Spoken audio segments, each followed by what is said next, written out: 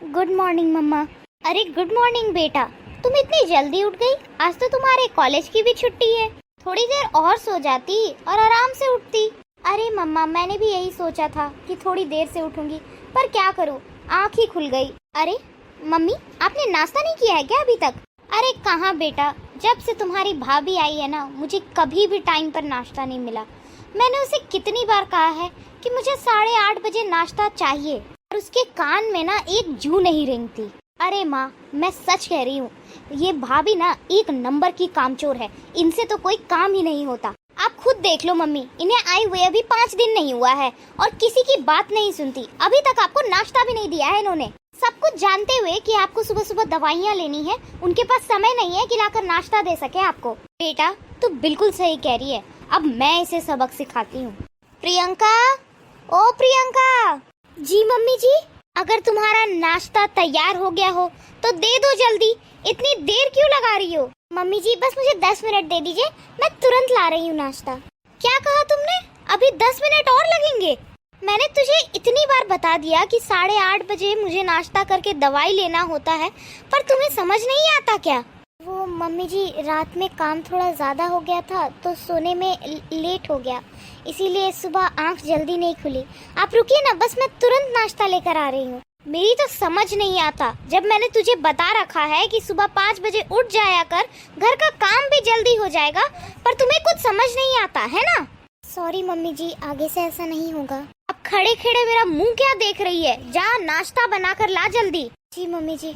देख लिया मम्मी, इन्हें आए हुए भी 5 दिन नहीं हुए हैं और अभी से आपकी कोई बात नहीं सुनती, जबकि आपने उन्हें बता रखा है कि सुबह सुबह आपको दवाई लेनी होती है। फिर भी इन्होंने आपको नाश्ता बनाकर नहीं दिया और 100 बहाने अलग पेश कर दिए इन्होंने। माँ, अब तो मुझे ये डर सताया जा रहा है कि कहीं इन्होंने भैया को वश में कर लिया तो ये तो आपको घर से ही बाहर निकलवा देंगी। फिर तो आप ना घर की रहोगे ना घाट की। माँ, मैं आपको अभी आगाह कर दे रही हूँ, इनकी लगाम ना खींच कर रखो, वरना ये हम सबको घर से बाहर निकाल कर खुद घर पर राज करेगी। हाँ बेटा, तुम बिल्कुल सही कह रही हो, इसे तो मैंने बहुत ज्यादा ही छूट दे रखी है, इसकी लगाम तो कस के रखनी होगी। मम्मी जी, आपका नाश्ता। प्रीति, तुम्हारे लिए भी नाश्ता लगा दूं? अरे नहीं भाभी, आज तो मेरा पास्ता खाने का मन है, आप प्लीज मेरे लिए पास्ता बना कर ले आओ। देखो प्रीति, मैंने अभी सबके लिए नाश्ता बनाया है, तुम अभी ये ब्रेकफास्ट कर लो, मैं लंच में तुम्हारे लिए पास्ता बना दूंगी। पर मुझे एक बात बताना बहू, जब इसका अभी पास्ता खाने का मन है तो अभी बना कर लाओगी ना, बाद में ये क्या करेगी पास्ता का? मम्मी जी, अभी मैंने सबके लिए नाश्ता बनाया है, अगर प्रीति अभी नाश्ता नहीं करेगी तो नाश्ता बर्बाद हो जाएगा ना। और फिर मैं बोल तो रही हूँ, मैं लंच में तुम्हारे लिए बना दूंगी पास्ता। आपके अकल पे पत्थर पड़ गया है क्या भाभी? जब मैंने आपको कहा कि मुझे अभी पास्ता खाना है, मतलब अभी पास्ता खाना है, लंच में मुझे पास्ता नहीं खाना। मुझे तो समझ नहीं आ रहा, मैं क्या रोज रोज डिमांड करती हूँ कि मुझे पास्ता बना कर दे दो, जो आप इतने नखरे दिखा रही हैं। अब मुझे समझ में आया, जो मैं आपके बारे में सोचती हूँ ना, बिल्कुल सही सोचती हूँ। आप ना अव्वल दर्जे की कामचोर हो। सुबह आपसे उठा जाता नहीं है, अपनी सास के लिए खाना बनता नहीं है, और कुछ काम कह दो तो बहाने अलग तैयार होते हैं आपके पास। अब आप जानते हो कि मम्मी को सुबह सुबह दवाइयाँ लेनी होती है, तो 2 रोटी बनाकर देने में आपके हाथ टूट जाते हैं क्या? पता है क्या माँ, मुझे तो लगता है कि माँ बाप ने ना इन्हें यही सब सिखा कर भेजा है। प्रीति, थोड़ा सोच समझ कर बात करो। मैंने तुम्हें ऐसा क्या बोल दिया कि तुम मेरे घर वालों पर चढ़ रही हो? मैं तुम्हें आखिरी बार बता दे रही हूँ, तुम्हें जो बोलना है ना तुम मुझे बोलो, मुझे सुनाओ। मैं अपने घर वालों के बारे में ना एक शब्द नहीं सुनूंगी। अच्छा, पहले तो गलती करो और फिर महानता की मूर्त बनने भी चले आती हैं आप, और आपको ना हर बात सुननी ही पड़ेगी। वैसे ये संस्कार आपकी माँ नहीं दिए है ना आपको। सही कहा है लोगों ने, जैसी माँ वैसी बेटी। मुझे तो लगता है ना आपकी माँ भी थक हार कर आपको हमारे पल्ले बांध गई है। मुझे तो लगता है ना हमारे नसीब ही फूटे हैं कि आप जैसी बहू को हम यहाँ ले आए। अब एक शब्द और नहीं प्रीति, चुप हो जाओ। अच्छा, अगर चुप नहीं हुई तो क्या मारोगी मुझे?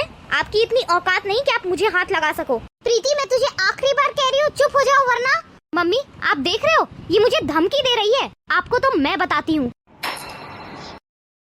अरे बहू, ये तुम क्या कर रही हो? मेरी बेटी का हाथ छोड़ो, क्यों मरोड़ा है इसका हाथ? अब आप ना चुप हो जाइए। इसकी हिम्मत कैसे हुई मेरे माँ बाप के बारे में बोलने की? और हाँ, आखिरी वार्निंग दे रही हूँ तुम्हें मैं प्रीति, अगली बार मेरे माँ बाप के बारे में कुछ बोला ना तो इस बार केवल हाथ मरोड़ा है, अगली बार तुम्हारा हाथ तोड़कर जमीन पे गाड़ दूंगी, समझी? बहू, ये तुम क्या कर रही हो? तुम्हारी हिम्मत कैसे हुई? मेरी बेटी का हाथ मरोड़ रही हो तुम?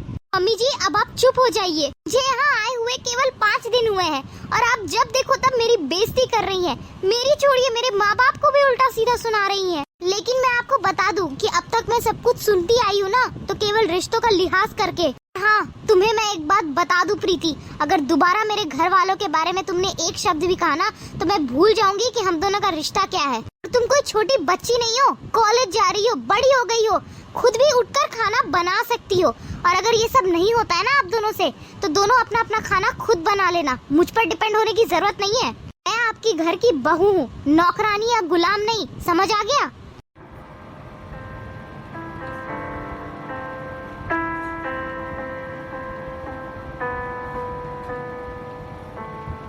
Guys, for more such videos, do like and subscribe the channel and share these videos and shorts with your friends and family.